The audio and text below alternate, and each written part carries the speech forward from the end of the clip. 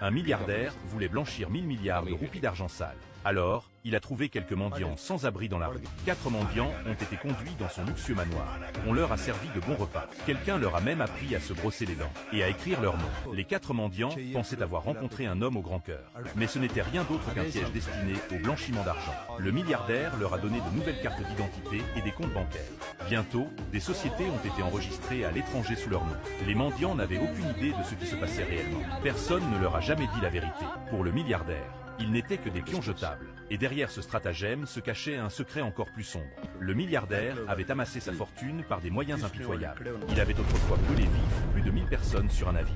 Ce navire forait en profondeur dans le golfe du Bengale. Même la nuit, l'équipage travaillait sans relâche.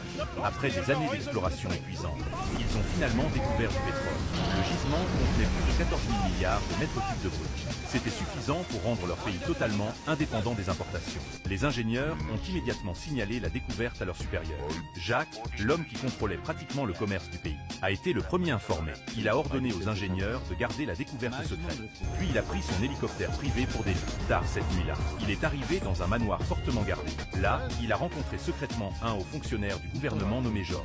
Lorsque Jacques a révélé l'ampleur de la réserve de pétrole, Georges a été stupéfait. Après le choc, il a demandé pourquoi Jacques en avait été informé avant lui. Jacques n'a pas pris la peine de cacher ses véritables intentions. Il ne voulait pas seulement être le premier à l'apprendre, il voulait le contrôle de tout le gisement pétrolier. Georges pensait qu'il n'y avait pas grand-chose à discuter. À l'approche des élections nationales, il y voyait l'occasion idéale.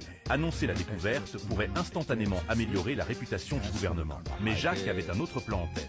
Il savait que si le gouvernement l'annonçait directement, le peuple le considérerait comme un droit, et non comme un cadeau de ses dirigeants. Mais s'il achetait d'abord les droits, puis les restituait par le biais de subventions, le peuple croirait lui devoir sa prospérité. Cette illusion rendrait les gains du gouvernement bien supérieurs à une simple annonce publique. Jacques promit que s'il obtenait le contrôle total des ressources, il pourrait garantir la victoire électorale de Georges, et même assurer sa réélection. Pour s'assurer que rien ne tourne mal, Jacques conçut un plan impitoyable. Cette nuit-là, il organisa une explosion sur la plateforme pétrolière offshore. Elle éliminerait tous ceux qui connaissaient la vérité. George hésita, lui rappelant qu'il y avait des milliers de travailleurs sur la plateforme. Mais Jacques calcula froidement que dans un pays de 14 milliards d'habitants, la disparition de 1000 vies ne ferait pratiquement aucune vague. Il affirma qu'il s'occuperait personnellement des médias et de l'indignation publique. Leur accord fut scellé cette nuit-là. Une équipe de mercenaires infiltra la plateforme de forage.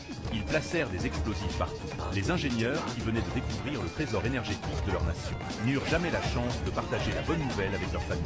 Ils sombrèrent à jamais dans les profondeurs de la mer. Plus de 1000 vies furent perdues dans cette catastrophe méticuleusement planifiée.